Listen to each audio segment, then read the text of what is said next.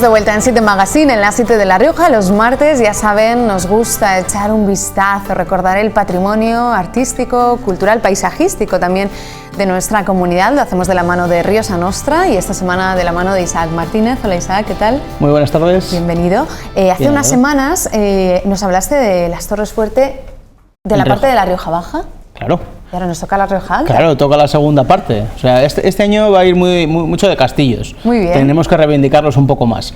Y sí, vamos a hablar un poquito de los de La Rioja Alta, porque sistemáticamente tienen una definición diferente, aunque es lo mismo, son distintas a las de La Rioja Baja. Las de La Rioja Baja, recordemos, son un poquito más defensivas, son anteriores, aunque se generalizan en el XIV, las de Rioja Baja son un poquito anteriores, son del siglo, incluso desde el siglo XI, siglo XII, siglo XIII, pero aquí no, aquí ya son todas, absolutamente todas, del siglo XIV, y tienen un carácter más, vamos a decir, distinguido, ¿no? Para distinguir al señor frente al resto de la población. Es decir, que ese carácter defensivo, aunque se va a seguir manteniendo, ya va a pasar a ser directamente y de manera muy clara un intento de control económico, administrativo, social, emocional, incluso en las poblaciones en las que están. O sea que es un símbolo de poder, absolutamente un símbolo de poder. Por tanto, esa es la primera diferencia, digamos, sí, entre esa zona, La Rioja Baja y La Rioja Alta. En cualquier caso, son destacables también, hay que ponerlas en valor. Y no sé por cuál empezamos, ¿hay alguna que destaque más que otra? ¿Tiene mayor importancia, pues relevancia? Es que además estamos en la zona en la que más tenemos, ¿no? En toda la zona, sobre todo entre Haro y Ezcaray, tenemos la gran mayoría de Torres Fuerte, las que mejor nos han llegado, y hay algunas además que están bastante bien conservadas, otras en proceso de restauración y otras que nos encantaría absolutamente que se restaurasen. Entonces, si quieres, empezamos un poco por aquellas que están un poco más pochas, por decirlo así, las que están un poco más malitas, sí, pero que, bueno, pese a todo podemos recomendar, y de hecho recomendamos que se visiten. Por ejemplo, la de Santurde, ¿no? La de Santurde, muy cerquita de Ezcaray, además así aprovechamos después a ir a Ezcaray de pinchos, el que no se quiera quedar en Santurde, y es actualmente una zona de casa de aperos. Para una huertita que hay justo al lado, pues ahí se guarda la maquinaria, es decir, tiene por lo menos una utilidad y parece que no se va a caer. Pero bueno, evidentemente nos encantaría que Santurde la recuperase, por ejemplo, como casa de cultura o un espacio juvenil, ¿por qué no? Cada vez que va teniendo más interés, ¿no? Que los jóvenes se involucren con el patrimonio, por ejemplo. Algunas que están restauradas, que están en mejores condiciones y que nos encantaría que dentro de poquito tuvieran ya una utilidad.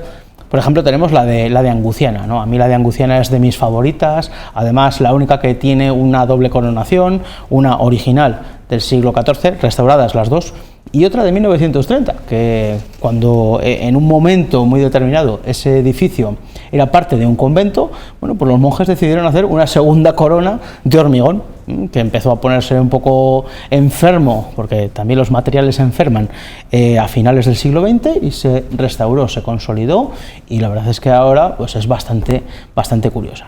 Y ya por último, en esta terna, ¿no?, tendríamos aquellas que se han restaurado muy bien, además algunas de ellas, y que tienen un uso, ¿no? Por ejemplo, el torreón de Haro, ya sé que no es propiamente una torre fuerte, que es una torre defensiva, pero bueno, actualmente es parte del Museo de La Rioja, sería donde tenemos el espacio de arte contemporáneo. Aparte de que Haro hay que visitarlo siempre, por lo menos una vez al año, para ponerse contento en la herradura, pero bueno, también merece la pena esta visita cultural. Y a mí la que me tiene loco es la de Baños de Rioja. Es una historia bastante curiosa, porque era una torre que la compraron una pareja y ellos mismos, por sus medios, sin ningún tipo de ayuda económica, consiguieron vaciarla, estaba totalmente en ruinas, limpiarla y han montado un hotel. Entonces, es ese interés, no solamente por conservar y poner en valor el patrimonio, sino que además podemos hacer algo distinto con él. Y bueno, pues ¿por qué no vamos a hacerlo en otras arquitecturas defensivas? Ya sabes que yo no soy nada radical con esto de no, el castillo, la ruina hay que mantenerla como tal. Bueno, es que al final la ruina es una ruina, y si la podemos mejorar un poco y darle un uso, pues más gente se va a interesar. No un uso estrambótico, no cosas raras que desvirtúen absolutamente esa arquitectura, pero bueno, sí poder por lo menos que se vea, ¿no? Que no se caiga. Por tanto, hay una presencia importante e interesante de esta arquitectura en nuestra comunidad. Muy interesante. De hecho, a ver, en La Rioja yo he contabilizado más de 130 arquitecturas defensivas. Si echamos números, somos 300.000 habitantes aproximadamente, somos la comunidad autónoma con más arquitecturas defensivas por habitante. Con lo cual está bien, ¿no? Y de esas 130, más de 130, 135 aproximadamente, 35 son torres fuerte. Pues la verdad es que es importantísimo, ¿no?, tener en cuenta que es la arquitectura defensiva más empleada, más popular y seguramente una de las menos conocidas. Por ejemplo, en Cellórigo, una población pequeñísima, tenemos dos, fíjate, ¿no?, una del siglo XII y otra del siglo XIV. ¿Y en qué estado están? Bueno, la del siglo XII prácticamente desaparecida y la del siglo XIV se conserva un poquito, pero bueno, lo de siempre, tenemos que intentar echarle una mano, porque se la está comiendo la maleza. Antes de que sea tarde. Antes de que sea demasiado tarde, siempre es tarde. Con el patrimonio parece mentira, somos unos pesados, pero siempre es tarde, ¿vale? El patrimonio hay que cuidarlo desde antes de ayer, para que llegue a mañana vivo. Bueno, pues hemos hablado hoy de esa presencia de las Torres Fuerte en una comunidad que desde luego cuenta con una gran representación de este tipo de arquitecturas y que a Isaac le fascina. A mí me chiflan y de muy buena factura. Es que además las Torres Fuerte son realmente un rara avis. Vale, no es que sean súper populares en otras zonas, ¿no? Tenemos más castillos de estos grandotes, por ejemplo en la zona de Castilla, en Extremadura, en Jaén, pero no tanto torres. Y sin embargo hay otra zona en el mundo donde sí que son muy habituales, que es la zona del Támesis, en toda la zona de Oxford, en el Oxfordshire. Así que podríamos incluso establecer algún tipo de investigación comparada, espero que me llamen para ello, entre La Rioja y la zona de Oxford, que además, curiosamente, climatológicamente y todo, se parecen bastante también. Sobre todo en un día como el de hoy, ¿eh? Bueno, sí. Bueno, pues oye, ya vendrás a contarnos, Isaac, ¿eh?, si indagas en esa relación entre, si me contratan, Oxford y... podremos hacer el programa desde allí, ¿no? Muy bien. Bueno, vamos con más asuntos. Vamos a hablar del retraso en el yacimiento de Valbuena. ¿Qué es lo que ha sucedido? Bueno, pues a ver, es una mala y una buena noticia a la vez. Aquí siempre intentamos traer un poco una de cal y una de arena.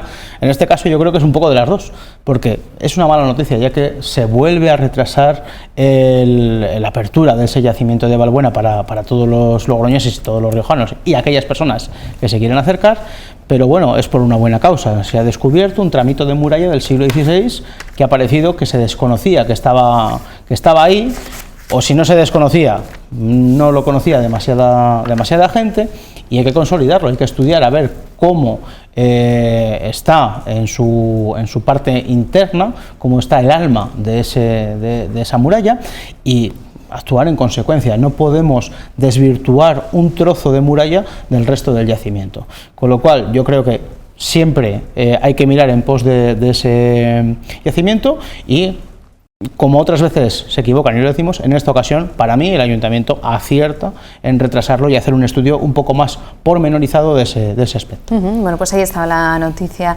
de esta semana, esa noticia de actualidad. Isaac, no te voy a despedir porque también quiero hablar de otra noticia, de la noticia de la trapería de Klaus, también amigos de este programa, en el que han lanzado una iniciativa en colaboración con el Banco de Alimentos, por el cual van a exponer sus libros para la venta por €1 y su donativo directo al Banco de Alimentos. A ver, ya lo han hecho en otras ocasiones. Yo creo que es una de las citas más esperadas por muchos de los que somos bibliófilos, porque al final te vas siempre con 3, 4, 15 ejemplares, como es mi caso, y terminas teniendo algo de lectura para todo el año. Pero lo importante no es solamente que ellos tengan esta labor, ¿no?, que hagan esta labor, sino que el trasfondo social que siempre tiene, yo creo que debe invitarnos todavía más a ir a ese euros por libros o libros por euros, ya no lo tengo muy claro, y poder echar una mano, sobre todo estos años, ¿no?, con la pandemia, que parece que las necesidades de las personas que aparentemente igual no tendrían que ser tan necesitadas, se han disparado. La labor encomiable del Banco de Alimentos, que me he enterado, por ejemplo, que también van a hacer o van a permitir donativos por Bizum, por transferencia. tenemos que apoyar todo esto.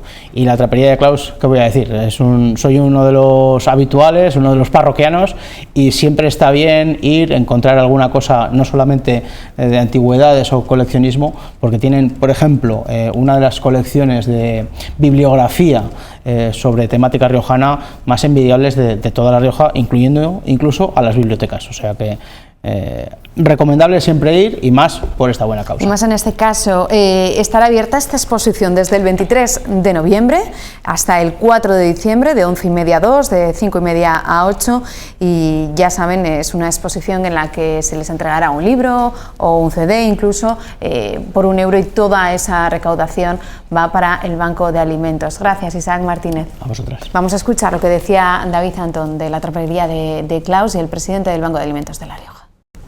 El segundo Eurolibros, la segunda exposición que hacemos de este formato, consiste en que vamos a poner 3.000 artículos de coleccionismo a la venta, mayoritariamente libros, pero también vamos a poder encontrar CDs, DVDs y otros objetos de coleccionismo, como digo. Agradecer a Trapería de Claus esta segunda edición de esta venta de libros solidaria, pues que además lo bonito es que aúna la cultura pues con el tema solidario, ¿no? Que es una forma muy original. Desde novela histórica, pasando a otros de puramente juveniles, y bueno, en definitiva una gama bastante amplia y variada de libros que vamos a tener todos disponibles al precio módico de €1. Bueno, pues ahí estaba esa iniciativa de la Trapería de Claus. No nos movemos de Logroño, y ya está con nosotros Bruno Calleja para hablar de la historia y de los personajes históricos de esta ciudad. Hola, Bruno. Hola, Inés, aquí estamos, una semana más. Vamos a hablar de un dramaturgo, de Manuel Bretón de los Herreros. ¿Por qué? ¿Por qué destacamos a...? Bueno, pues, muy conocido, obviamente, sí. Y hoy tocaba hablar de él. Eso es, bueno, pues desde luego, pues uno de los personajes más significativos del siglo XIX. Como ya nos ha pasado en otras ocasiones, hablamos de personajes que sí que han nacido aquí en La Rioja, pero que, digamos, su carrera la han desarrollado en Madrid, la han desarrollado fuera de ella. Pero bueno, en este caso sí que es cierto que Manuel Bretón de los Herreros tuvo alguna cercanía más con nuestra tierra. Por ejemplo, empezamos que nació el 19 de diciembre de 1796 en la localidad de Quel. Pues era hijo pues de una familia, pues bueno, pues sí, una pequeña familia, donde él desarrolló sus 10 primeros años de vida.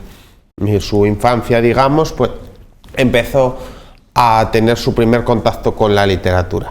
Tanto es así que bueno, que él luego en uno de sus versos lo dejará también un poco esta huella que ha tenido en Quel. Por ejemplo, como dice en una de sus obras, en Mi lugar dice: a la sombra de una peña que desafía a los austros se asienta la humilde villa do vi mis primeros años. Quel es su nombre. Entonces, él mismo, digamos, transmite sus primeros años de vida en su primer contacto, que es con La Rioja. Aunque bueno, como tantas otras veces y como de otros personajes que hemos hablado, tienden a tener un cambio en sus vidas y tienen que ir a la capital, digamos. ¿Viajó directamente de Quel a Madrid? Sí, eso es. Bueno, él y su familia, él y sus 5 hermanos, junto con sus padres, se trasladan a Madrid y él empieza a estudiar latín y humanidades. Bueno, pues así, más o menos, empieza a tener una vida hasta que llega el año 1806. En el año 1806, pues bueno, es un año un poco, digamos, señero para Manuel Bretón de los Herreros, porque fallece su padre. Bueno, el fallecimiento de su padre, pues desde luego trastoca completamente a la familia, y una de las cosas que más pueden marcar es que Manuel deja momentáneamente sus estudios.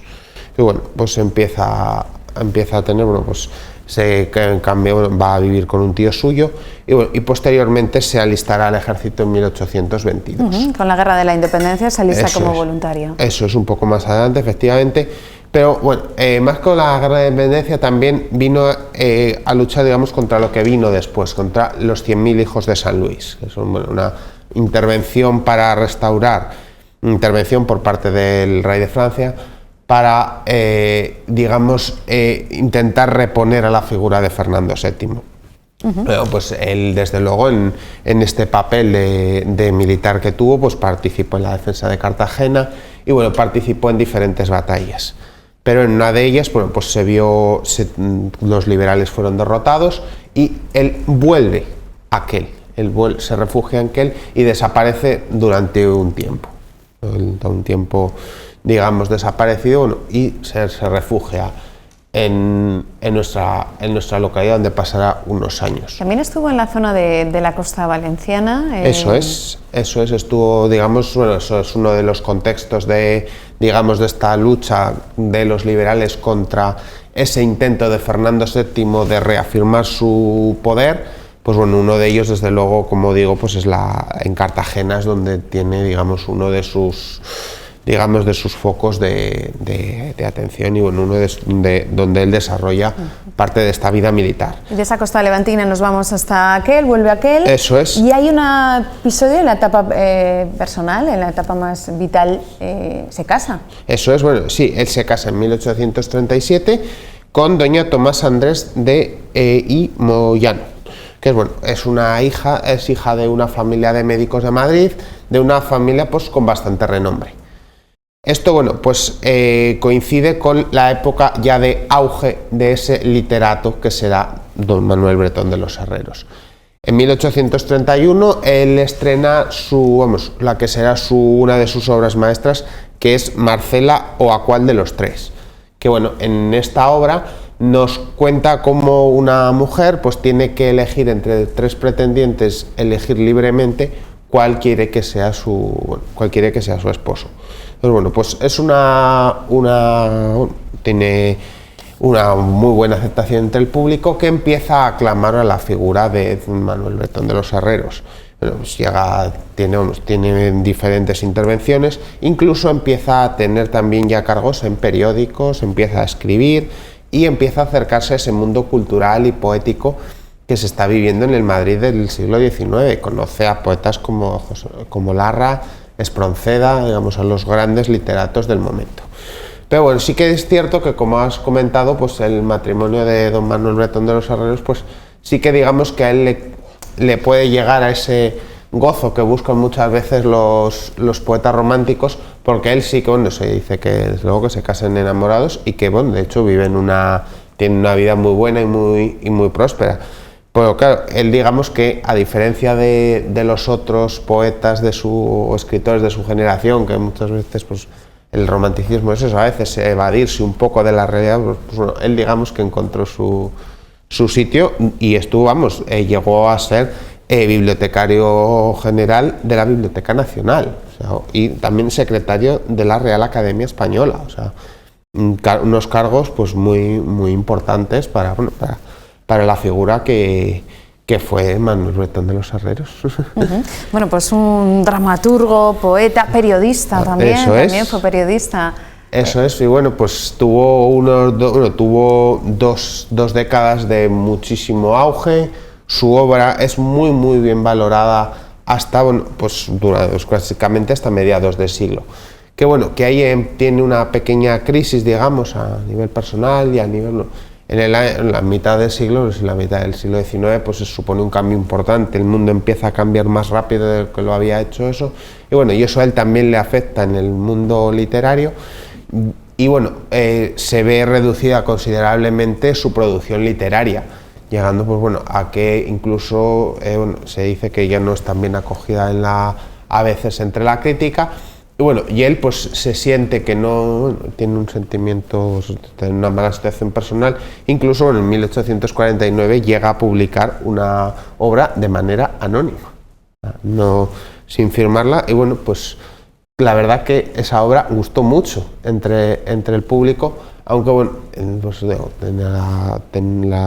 gusto de la época ha cambiado, pero bueno, aún se seguía admirando a Manuel Bretón de los Herreros en esa sociedad, en ese Madrid del siglo XIX. ¿Finalmente fallece en la capital? Eso es, falleció en la capital el 8 de noviembre de 1873.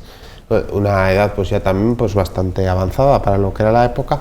Y bueno, pues digamos que a diferencia de otros personajes, pues él fallece en la capital.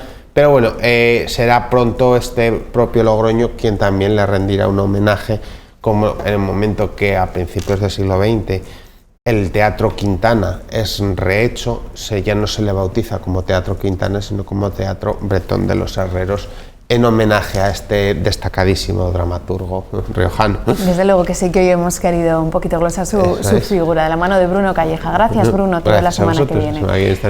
Vamos a hacer una pequeña pausa y a la vuelta vamos a continuar conociendo a los nominados de la gala de los premios Promecal. No se lo pueden perder, hoy toca los méritos empresariales. Ahora mismo se los presentamos. Hasta ahora.